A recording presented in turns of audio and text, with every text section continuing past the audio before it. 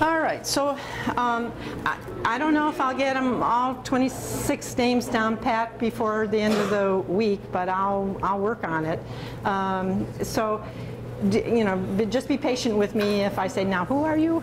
Because it'll take me a little while. Thank you very much. So let's go through the syllabus a little bit. And I would put it up on the screen, except the computer is taking a half hour now to get going here. So let me just, there we go. And I'm not going to read through the syllabus. I just want to point out a few things. And this is your third year, right, in the program? And you have this fall and spring, and you should be done? Yes. Yay! Okay. So there is light at the end of the tunnel. And it's not a train, it's a graduation. So that's good. We will be meeting in this classroom most of the week.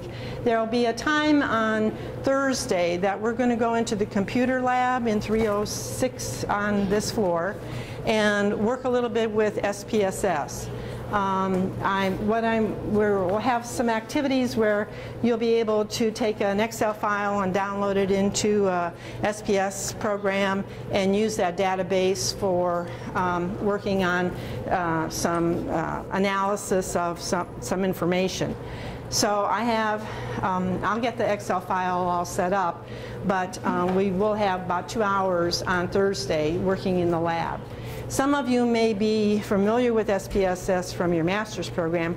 That was one of the things when I went through my master's program I really wanted to learn, is how to do my own statistics, because I was not sure that I would have a statistician around to help me. And so I think that you folks need to probably have a similar kind of mindset. I know you have, some of you have some appointments with statisticians this week, but in the long run, you need to know how to code your data, how to set up your data, code it, and to analyze it, and figure out what kind of statistics you want to use to find out the information that's there. So that's one of the things we'll work on a little bit on Wednesday and Thursday in the class. Okay, I'm assuming that you have all had the evidence-based practice course, which is a little different than last semester. Last semester, when I had the students, there were a couple of them that had not had that course yet. So that didn't become a big problem, but they had to catch up a little bit on some of the information, a little bit more than the other students. There is a new evidence-based practice book that's out, but the old one is fine, so either one. The newer edition, I think, is the 2010 edition, and I think there's a 2005, so either one's okay. I'm Joanne Gordon. I was thinking about this morning, and like, who am I and how do I introduce myself to the students? Actually, I'm retired is what is it. My basic nursing was done at Francis Payne Bolton School of Nursing in Cleveland, Ohio. Very proud of my educational background. I think it really helped me to achieve the kinds of things that I've done in my professional career. But I graduated in the mid-60s, which means that nursing at that time is a whole lot different than it is now. I can remember a cardiologist coming up to me one time when I was working. I was a head nurse on a male medical floor at University Hospitals in Cleveland, and he said, "Joanne, we're going to start a coronary care unit on your floor." And I said, wow, that's great, because there was one started in Philadelphia and there was one started in Colorado, and I thought, we're going to be on the cutting edge of what's happening in nursing and medicine as well. And he said, he was excited about coming on our floor. He said, I said, well, when is this going to start? He said, this was a Monday morning. He said, on Friday. And I said, well, I don't know if we'll be ready by then. But that Friday morning, they wheeled in the monitors, little GE monitors, and no printouts, so it's just the oscilloscope showing what the wave patterns were. And we started our coronary care unit. And ultimately, they built a brand new coronary care unit rather than just converting a few of the double rooms into coronary care patients. So I was on the cutting edge of that, which was kind of fun. And my basic nursing practice has been in adult health, or mostly. As a grandmother, I've learned pediatrics pretty quickly, but that wasn't one of my initial interests. I worked at university hospitals until about 1969, and my husband and I moved to Galesburg, Illinois, where I worked at my first teaching job at a school of nursing, a diploma school of nursing in Galesburg. And we were there about a year, and my husband decided that there was a good opportunity in Springfield, Missouri at Missouri State University for him to teach. And so I applied for a teaching position at another diploma program in Springfield, where I taught for a number of years. And then, as typically happens in educational development, I decided that I needed to get a master's degree if I really was going to be teaching. I didn't think my BSN was going to make me be very marketable in at least college programs. And so I earned a Master's of Arts in biology at Missouri State University, and with a focus on physiology, and that's been sort of my main emphasis throughout the years. I had an opportunity to teach part-time at the university at Missouri State, and so I taught physiology and also some anatomy. And the anatomy at that time, we used the cats. I don't know what they do in the anatomy courses these days, but in the early days it was the cats.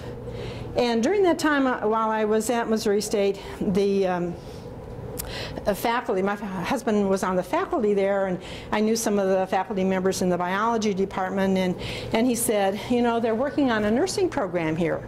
I says, well, who's they? You know, who is doing this? And I found out there was a committee. It was a physicist, a mathematician, somebody from the biology department, the chemistry department, geology department. So basically somebody from the science, each of the sciences. But there were no nurses on the committee. And so I thought, well, this might be an opportunity to get involved. And I volunteered to help the committee and wound up ultimately setting up the first BSN completion program at Missouri State. It was only the second program in the state. There was one in St. Louis, and then Springfield had the other one. My goal was really to start a BSN program, but there was a lot of competition and concern from the two major diploma programs that we had in the city, and they were frightened by the terms BSN and didn't necessarily want a competitor program in that area. So we kept the BSN completion program for a number of years, and it's still going today. But gradually we added on a master's program, was a FNP program, and then also the generic baccalaureate program actually started after I left the department in about the mid-1990s. I left the department for new challenges and decided to move into the biomedical sciences department.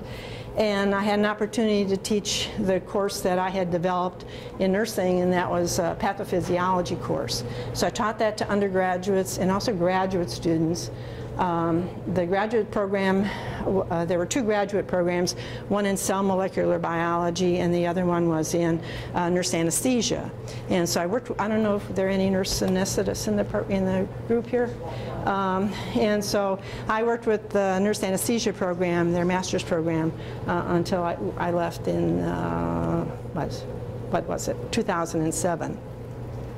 So thinking back, and I taught anatomy to the anesthesia students and undergraduates as well, and we used cadavers. So I got pretty good with you know, transitioning from the, I used a monkey when I was in my bachelor's program, but then using the cats and then ultimately transitioning to the cadaver. And that was the great experience we had for the undergraduates as well as the graduate students.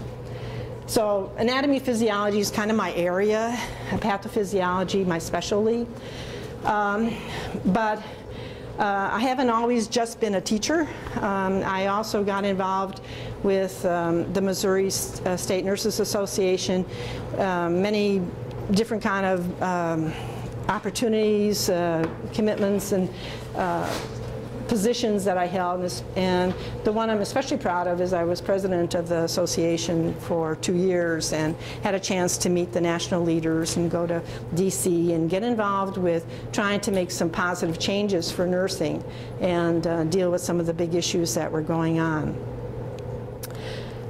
In 2007, my husband and I decided it was time to retire. Each of us were working about 60 or 70 hours a week at our jobs, doing the work of a person and a half each, and we decided, you know, it's time to move on and enjoy life, the rest of our life, go on the second half of our life. And so we had choices to make. And one of the choices was to move closer to family, which was important for us because we didn't have any family in Springfield, Missouri. And I wanted to get away from the tornadoes, so that was the other issue. We were about 30 miles away from Joplin, so, and tornadoes always, you know, they went over our house, and so I wanted to get away from the tornadoes. And so we have two sons. My older son, our older son, Adam, lives here in Pittsburgh. He's a physician in the UPMC and VA system. He's internationally known in terms of substance abuse and dealing with homeless populations and things like that. He lives in Pittsburgh. So we thought, well, that, you know, we could move a little closer to Adam. That would be kind of nice, because I grew up in Ohio, so, you know, I rooted for the Browns, but I guess I could root for the Steelers. That would be all right. So then the other option was moving to Los Angeles, where our younger son is, and he had a beautiful opportunity. He was working at USC, and we thought, well, we could go there. But then thinking about retirement and the resources and the financial problems or whatever that we might encounter, we decided to move to the Pittsburgh area. So I live in Moon, just around the corner. So, when we moved here, one of our sons was married, but Adam was married. Of course, we had no grandchildren that we knew of. And so we thought, okay, this is going to be all right. But pretty soon then, Adam and his wife, who's also a physician, they had Lily, who is now 4 years old. She just turned 4 last week. And then my younger son got married, and then Adam and Molly had twins, Neil and Martha, and they're going to be 2 in September. And then Andrew and his wife decided to have Miles. And so basically in the last 4 years, I've gained 2 daughter-in-laws and 4 grandchildren. And I've learned pediatrics by being close to my grandchildren here in Pittsburgh. And it's fun. But I got to tell you, twins are tough. Especially when the one older is just a little bit older than the twins. But we're surviving. So what do I do in my spare time?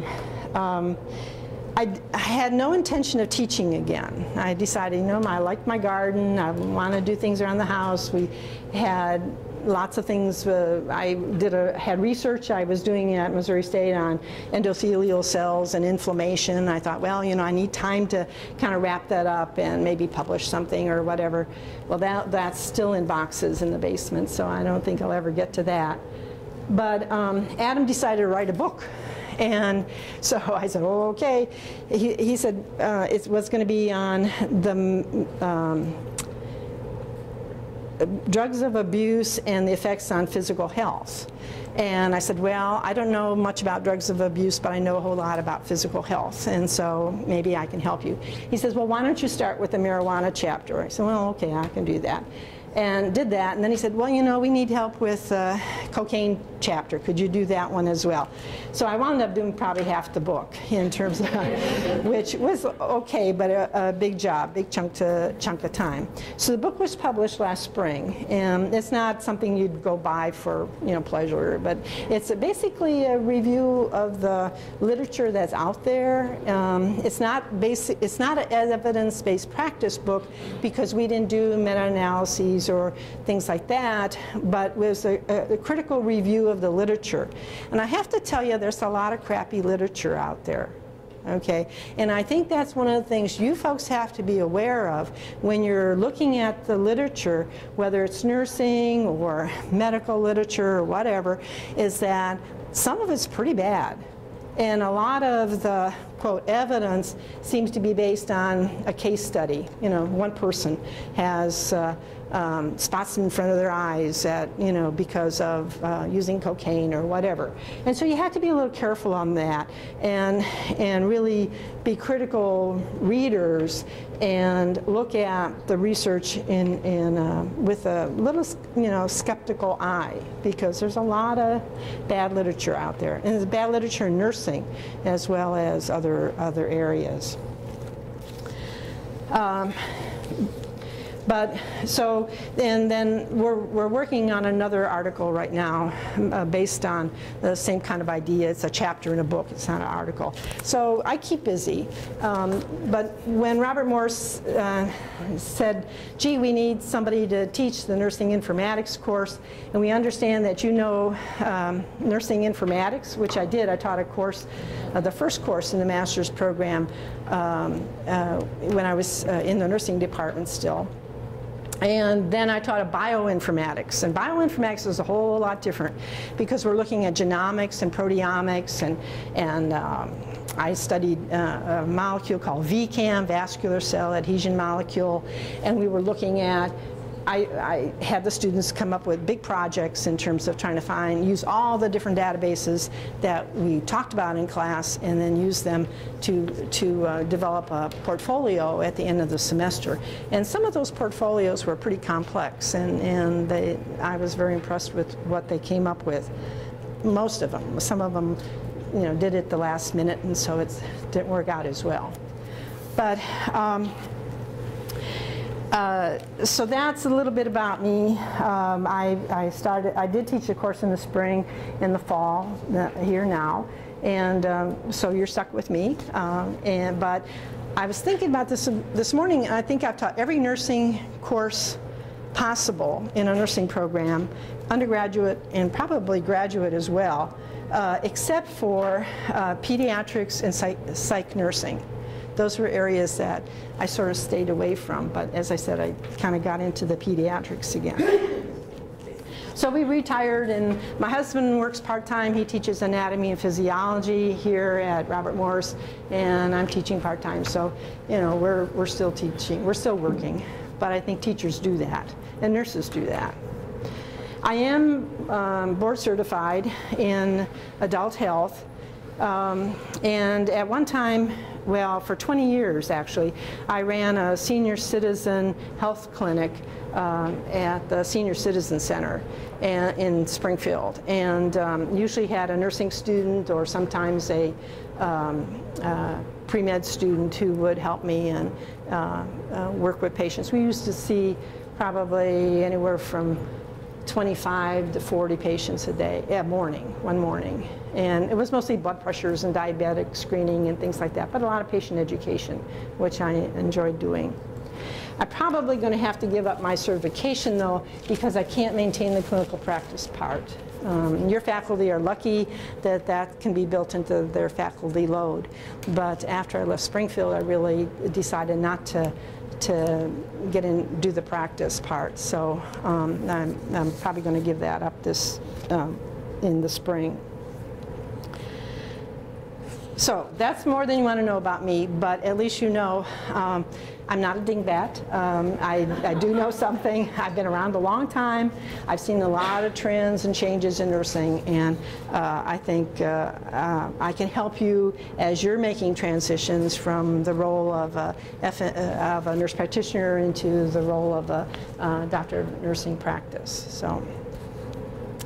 The course description is there. Those of you who didn't print off the syllabus, that's okay. It's online. It's on Blackboard. You'll be able to pick it up today and make a copy of it, and I would encourage you to do so. I was talking to Dr. Kaufman the other day, and I says, I think there's a couple of things I would change about the course, and one of them is the title. I would probably put a hyphen between evidence and based, because that seems to be the norm and the way it typically is. But it's information systems and information technology. There's no such thing as information systems technology, because an information system includes information technology. It includes the hardware, the software, the computers, the apps, all these kinds of things. The other thing that the system has is the people who manage that. Okay, so I can't make changes. All this has to go through the state board and accreditation and whatnot. So, but next time they go through all that process, they might consider that. The other thing is in terms of the course objectives. The course objectives really, I think, are geared towards your capstone project a lot, and how this course can help you with your capstone project. Last semester, most of the students did not have weren't involved much with their capstone projects. I think you folks, some of you are in the database data collection area, so I think that's going to be easier to see some integration here. But it will be heavy on information systems, and this morning we're going to look at nursing informatics a little bit, and then also information technology, and particularly the internet. On the objectives, there's one objective, the fourth one says, design a plan for evidence-based practice guidelines, innovations, and policy within organizations. The problem with that one, there needs to be a verb in there. And so I put in there in brackets, design a plan for implementing. Because you're not, the whole program that you're in is looking at developing a plan, right? And picking a problem and whatnot, moving on with it. So it's designing a plan for implementing. So where the implementing comes in is we can talk a little bit about strategic planning. And so by doing the strategic planning discussion, that way we can go ahead and look at how you're going to come up with something, you're going to want to implement it. How are you going to do that? Now, that's the other part of the problem. How are you going to get those nurses and that institution to buy into making a change? Because change is kind of difficult. Okay. There is a content outline. I have the first 5 classes basically set up. So you're going to have 2 assessments today. Neither of them will count for any points, but one of them is evidence-based practice and information technology assessment. So I know where you are in terms of your background, so I can plan the rest of the semester a little bit better.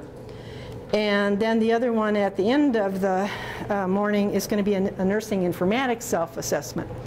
Nursing informatics is a certificate program through ANA.